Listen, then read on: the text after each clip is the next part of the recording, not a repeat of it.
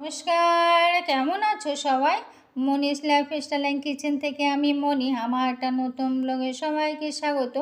এটা বৃহস্পতিবারের বিকেলবেলা 4:30 পৌনে 5টা মতন বাজে। তখনই কিন্তু আমাদের এখানে ঝড় তুফান বৃষ্টি বজ্রপাত সবটাই হয়েছে। দেখছিলাম আর কি আমগুলো পড়ে যাচ্ছে নাকি, দেখলাম না আমগুলো পড়েনি, 3-4টে হয়তো পড়েছে, কিন্তু যেমনটা ভেবেছি তেমনটা তখনও পড়েনি আর কি। জানি না পরে কি হয়। আরও তো কালবৈশাখী ঝড় আছে। এটা তো যদিও বৃষ্টি হলে আমরা সবাই একটু রিল্যাক্স পাই, একটু আরাম পাই। পরের দিন যেমন গরমটাও বাড়ে, তেমন কিন্তু কাজও বাড়ে। দোতলা বারান্দাটাও একই হাল ছিল, সেটাও পরিষ্কার করে এসে আমার নিচতলা বারান্দাটা পরিষ্কার করে নিচ্ছি।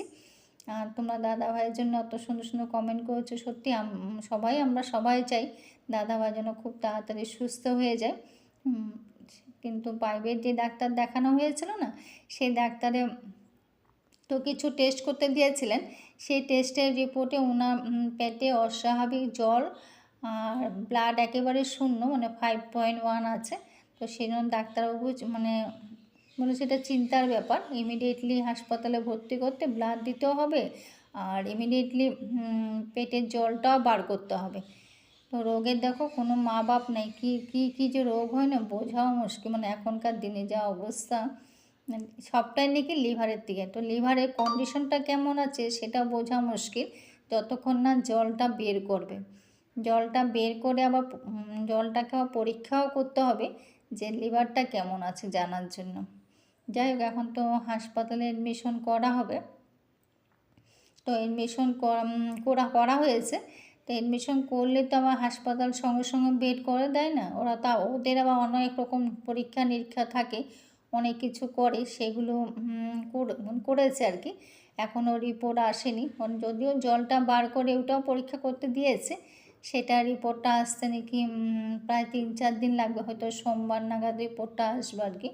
তো সোমবার তো এখনও অনেক দেরি। সোমবারের রিপোর্টটা আসলে তারপরে বোঝা যাবে আর কি হয়েছে না হয়েছে। তারপর ট্রিটমেন্টটা হয়তো শুরু হবে, কিন্তু ইমিডিয়েটলি ব্লাডটাও দিতে হবে, যেহেতু ব্লাডের তাও খুব কম আছে।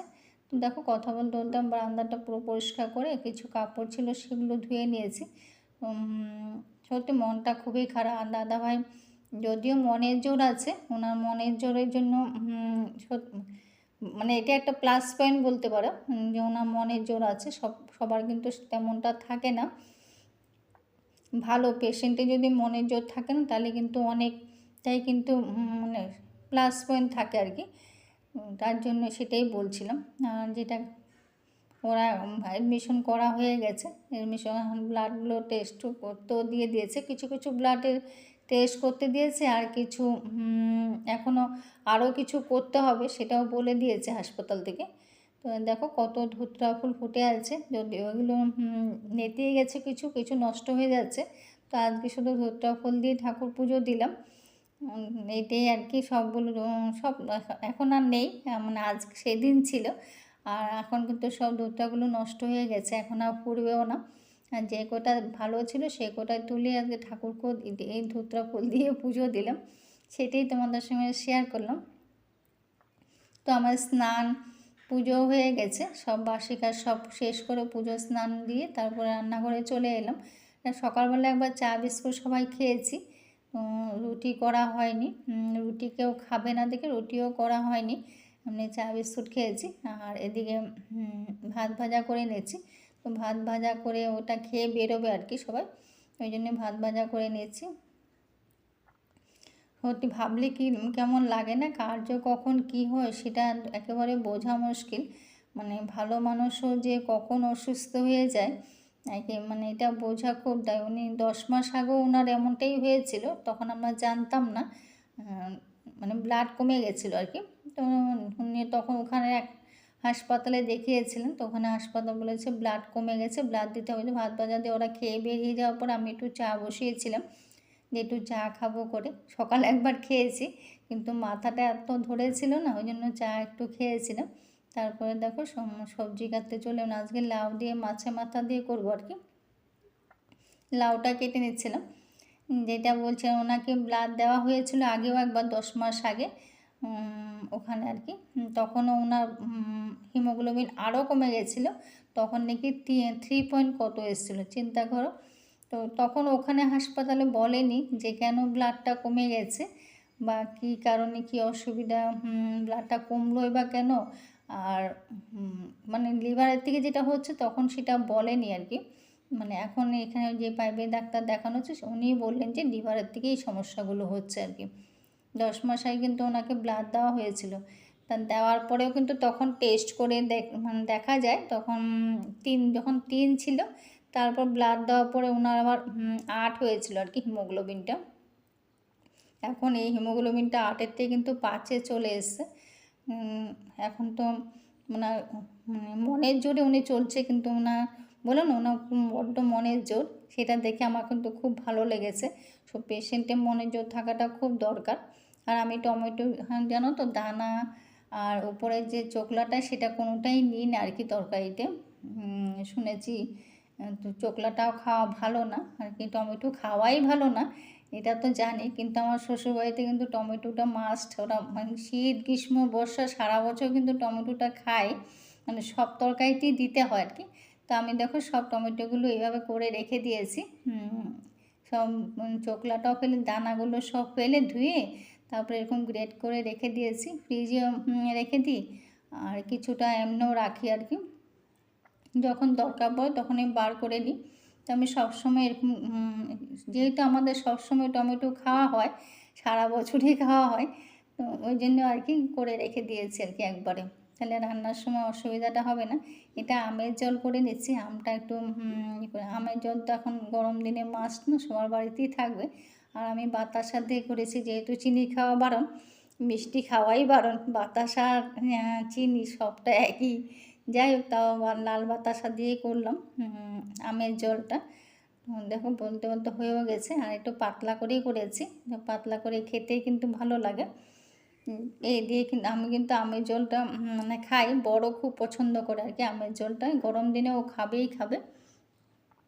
আর আমের জলটা হয়ে গেছে, ওদিকে ডাল ভাতও হয়ে গেছে, আর এদিকে বাটা মাছ কটা ছিল সেটা করে নিয়েছি, মানে দুবেলার হবে না আর কি, ওই জন্য একবেলারই হবে, ওই জন্য একবেলা বাটা মাছটা করে এখন ডিম সিদ্ধ করেছি, ওটা রান্না করব আর কি। আমাদের যে কদিন বাঁচতে হবে না সেই কদিন কিন্তু বাঁচার মতন বাঁচতে হবে, তাই না বলো? মানে কান্নার সহস্র থাকলেও কিন্তু আমাদের মন খুলে হাসতে হবে, যেহেতু আমাদের কদিন আর মানে আমাদের জীবনটা কিন্তু খুব সীমিত, এই জন্য আমাদের খুব ভালো মানে হাসি মুখে সবার বাঁচতে হবে। তেলে জলে যখন মিলাই দুজনের মধ্যে কিন্তু পৃথক একটা দেখা যায়, তেমনি আমাদের যেখানে আমাদের মূল্য নেই না সেখানে থেকে কিন্তু ফিরে আসাটাই ভালো, তাই না বলো? সেটাই ওকে বুঝিয়েছি আর কি, আমাদের জায়ের বোনকে। তো সেটাই তোমাদের কাছেও বললাম যে যেখানে আমাদের কোনো মূল্য নেই সেখান থেকে ফিরে আসাটাই মনে হয়তো ভালো, তাইলে আমাদের অনেক যন্ত্রণা হয়তো ওর থেকে হয়তো আমরা মুক্তি পেতে পারি। তো আমার ডিম রান্নাটাও হয়ে গেছে, তো রান্নাবান্না মোটামুটি আমার কমপ্লিট হয়ে গেছে। আর কালকে যেহেতু বৃষ্টি হয়েছিল, আজ কিন্তু গরমটা কিন্তু সেই দিয়েছে, এটা কিন্তু জানাই থাকে, আগের দিন বৃষ্টি হলে পরের দিন গরমটা আরও বেড়েই যায়। ঠিক এটা ঠিক না, যেখানে আমাদের কোনো মূল্য নেই সেখানে থেকে বেরিয়ে আসাটাই ভালো। মানে নিজের সাথে যে সম্পর্কটা থাকে না সেটা হলো সবচেয়ে মূল্যবান সম্পর্ক। এটা কিন্তু আমার কদিনের আগের ভিডিও, তো আজকে বেশ কিছুদিন হয়ে গেছে ও বাচ্চা হয়ে গেছে, তো ডেলিভারি হয়ে গেছে বিনা ডাক্তারে, চিন্তা করো বিনা ট্রিটমেন্টে। এটা ষষ্ঠীর দিনও বাচ্চা হয়েছে, আর এটা ষষ্ঠীর দিনের আগে অসৎ ষষ্ঠী আর কি, পয়লা বৈশাখের আগে তো নীল ষষ্ঠী, তার আগের দিন তো অসৎ ষষ্ঠী হয়, তো অসৎ ষষ্ঠীর দিনও বাচ্চা দিয়েছে। তার আগের দিন সন্ধ্যার সময় ওকে বসিয়ে একটু ওকে বলছিলাম যে তোর মা বাবা তো তোকে সাথ দিচ্ছে না, তোর তো ডেলিভারি টাইম হয়ে গেছে, তো তোকে আমি একটু সাজিয়ে গুজিয়ে স্বাদের ব্যবস্থা করি, তাই যাই একটু মজা করলাম আর কি। ওই হাসি মজাকের মধ্যেই তো আমাদের জীবনটা, তাই না বলো? এই জন্য ওকে একটু সাজিয়ে দিচ্ছিলাম, দেখতে কিন্তু বেশ লাগছিল। আর ও যখন যেমনই মানে ওকে করাই না, ও কিন্তু ঠিক চুপটি করে বসে থাকে, কোনো কিন্তু বায়না করে না বা কোনো মানে ও ব্যথা পেলেও কিন্তু তোমাকে কামড়াবেও না মানে যদি পায়ে একটু লেগেও যায় না, ও কিন্তু মানে আসে না ওই যে উল্টে এসে কামড়ায়, সেটা কিন্তু ও করে না, একেবারে শান্ত, খুব ভালো আর কি। সত্যি যখন দুপার থেকে চাপা যে ভালো, এটা কিন্তু সত্যি কথা। আমার কিন্তু বেশ লাগছিল, তা আমি মাঝে মাঝে ওদেরকে এমনটাই করি।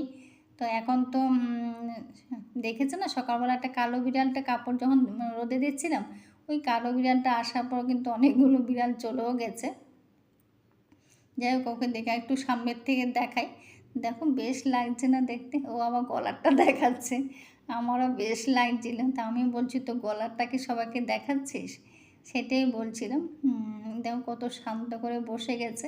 তো মা হওয়া কিন্তু অত সহজ না, মা হওয়া কিন্তু অনেক কঠিন, এটা কিন্তু সত্যি কথা। কালকে ওর বাচ্চাগুলোর জন্মটা আমি দেখেছি, যদিও এটা ভিডিওটা আমি তোমাদের সঙ্গে পুরোটা শেয়ার করিনি, সবাই হয়তো কী না কি মাইন্ডে নেবে তার জন্য, কিন্তু দেখলাম আর কি জন্মটা, আমার চোখের সামনেই জন্মটা দিয়েছে, তার জন্য দেখলাম।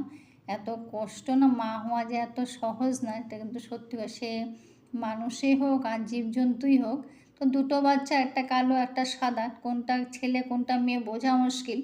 তো দেখো সেই আনন্দ কিন্তু আমাদের বাড়িতে সেদিন চালের বস্তা এসেছিলো, ওদিকে দরজা জানলা বন্ধ, এত রোদের জন্য কিন্তু যখন রোদ বেশি হয় না, তখন কিন্তু আমার দরজা জানলা সব বন্ধ করে রাখি, যাতে বাইরের গরমটা ভেতরে না আসে। কত রোদ, এটাকে বললাম না আগের দিনে ভিডিও। আর এদিকে দেখো বাপ মা, কোনটা বাপ, মানে দুটো বাপ, দেখো কোনটা কালো, এই যে কালোটা কালো বাবা, আর এই যে লালটা লাল বাবা, এই দুটো বাবা দেখেছো তো। তো বাবাদেরও পরিচয় করিয়ে দিলাম। তো এটা আগের ভিডিও করা ছিল, তো ওই জন্য আজকে শেয়ার করে দিলাম আর কি। তো এটা অনেক দিনের আগের ভিডিও আর কি, তখন করে রেখেছিলাম। তো আজকে বাচ্চাগুলো হওয়া, দুটো বাচ্চা হয়েছে, দুটো বাচ্চা দুটো বাবা, সেটাই তোমাদের সঙ্গে দেখিয়ে দিলাম। এখন পুরো সন্ধ্যার সময় চলে এলাম, ছেলে অফিস যাবে, তো টিফিনটা গুছিয়ে দিচ্ছি। রাতে নাইট ডিউটি আর কি, তো রাতেরবেলা তো ওকে ওর জন্য একটু গাজর আলু ভাজা করেছিলাম, সেটা টিফিনে গুছিয়ে দিলাম আর কি। বিকেলবেলা রুটি করেছি, সকাল তো রুটি করিনি, যেহেতু টিফিন নেবে, তো তখন আমি টিফিনবেলা খাওয়া টাওয়া পরে তারপর রুটিগুলো করে ওকে দিয়ে দিচ্ছি আর কি। তো টিফিনটা নিয়েও বেরিয়ে যাবে, তারপরে আস্তে আস্তে তো পরের দিন আর কি, যেহেতু সারা রাত অফিস থাকবে। নাইট ডিউটির হলে একটা কষ্ট আর কি, সারা রাত্রে বসে থাকতে হয় না, খুব খারাপ লাগে আর কি। যাই হোক, ও চলে যাওয়ার পরে আমরা খেতে বসে যাব। তো আমরা খাওয়া পর আজকে ব্লগটাও শেষ করব। সবাই ভালো থেকো, সুস্থ থাকো। কেমন লাগলো কমেন্ট করো। আজকে যে বললাম না, লাউ দিয়ে মাছা মাথা দিয়ে করেছিলাম, আর একটু গাজর আলু ভাজা দিয়েছি, আর বাটা মাছটা ওবেলা খাইনি, এইবেলা খেয়েছে আর কি বাটা মাছ, এইবেলা ভাত দিয়ে খাবে। তো কেমন লাগলো কমেন্ট করো। সব ভালো থেকো, সুস্থ থেকো।